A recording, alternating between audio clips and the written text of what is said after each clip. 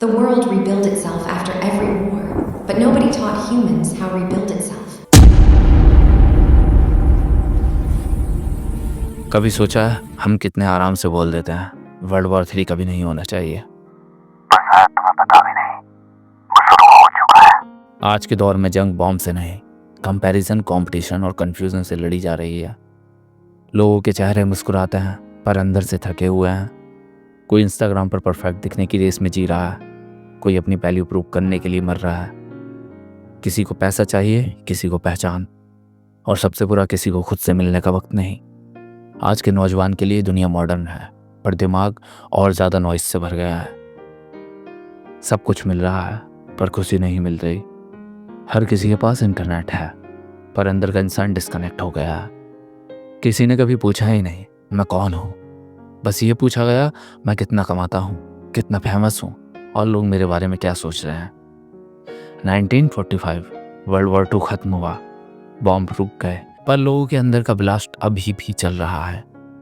लाखों सोल्जर्स घर वापस आए लेकिन अंदर से खोखले हो चुके थे।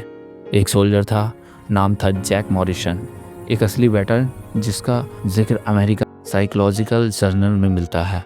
वापस आने के बाद उसने कहा मैं अपने देश के लिए लड़ा, पर वापस आकर मुझे समझ नहीं आया मैं अब कौन हूँ। जैक हर रात बिना वजह चिल्लाता था, कभी बिना रीज़न चिल्लाता, कभी चुप हो जाता। डॉक्टर्स ने कहा ही survived the war but lost himself. और वही चीज़ आज के यूथ के साथ हो रही है।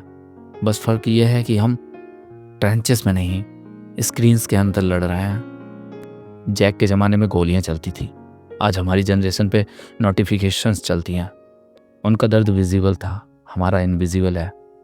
उनके खौफ की आवाज़ आती थी, हमारे खौफ पे स्माइल फिल्टर लगा होता है। वर्ल्ड वॉर 2 के बाद दुनिया ने सिटीज़ रिवल्ट किए, पर हमने अपने अंदर के लोगों को रिवल्ट करना कभी नहीं सीखा।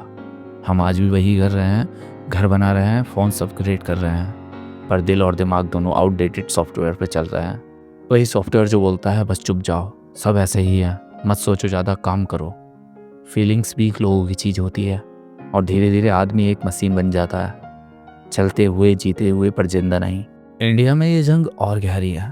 पहचान यहाँ अब सिर्फ नाम या जात से नहीं होती, अब होती है स्टेटस से, ब्रांड से और सर्वाइवल से। गांव के लड़के शहर में आते हैं और पहले दिन से सीखते हैं कैसे एक नया इंसान बनना है। जो खेतों में पहचान रखता था अब मॉल में सेल्समैन बन जाता है। जो पहले मैं किसान हूँ कहता था अब कहता है मैं कुछ नहीं, जॉब ढूंढ रहा हूँ। और ये सब लोग छुप कर लड़ रहे हैं अपने अंदर के गिल्ट और अपने आइडेंटिटी के खिलाफ। इनकी थकान को कोई नहीं देखता, इनकी आंखों में आई उदासी कभी वायरल नहीं होती।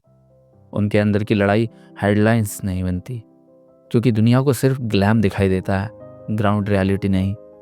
रिसर्चर्स कहते हैं कि इंडिया के 60% यूथ अपनी पहचान को लेकर कंफ्यूज्ड हैं। उनको नहीं पता वो किस तरफ जा रहे हैं और उन्हें लगता है कि शायद ये नॉर्मल है, पर सच ये है ये नॉर्मल नहीं है। ये अंदर का वर्ल्ड वॉर 3 है और हर इंसान अपनी पहचान के लिए मर रहा है, बिना किसी तलवार, बिना किसी दुश्मन के। सबसे खतरनाक हथियार अब दिमाग बन गया है। वही दिमाग जो सपने देख सकता है अब तुम्हें मैनिपुलेट करता है। वही दिमाग जो चाहता था मैं कुछ बन जाऊं अब कहता है छोड़ना, सब ऐसे ही कर रहे हैं। यही रीज़न है कि तुम्हारे आसपास बहुत लोग 25 साल में ही बूढ़े लगते हैं। नहीं, उनके बाल सफ़ेद नहीं हुए, उनके सपने सफ़ेद हो गए हैं। उनके चेहरे पर जो उदासी है वो हार की नहीं, अपने खुद को खो देने की है। आज अगर कोई जंग जीतनी है तो वो जंग किसी और से नहीं, खुद से है। तुम्हारी पहचान ही तुम्हारा असली देश है, उससे बचा लो, क्योंकि अगर तुमने अपनी पहचान खो दी तो तुम्हारा नाम किसी लिस्ट में बचा रहा या नहीं कोई फ़र्क नहीं पड़ता। हर रोज़ एक छोटी लड़ाई जीतो, एक आवाज़ उठाओ, एक सच बोलो, एक बार खुद से पूछो मैं क्या कर रहा हूँ और क्यों। यहीं से दुनिया बदलेगी। ये होगा मीनिंग्स और आइडेंटिटी का, और इस बार जो खुद को जीत लेगा वो दुनिया जीत लेगा। और ये याद रखना, the next world war won't be fought with weapons, it will be fought with mind.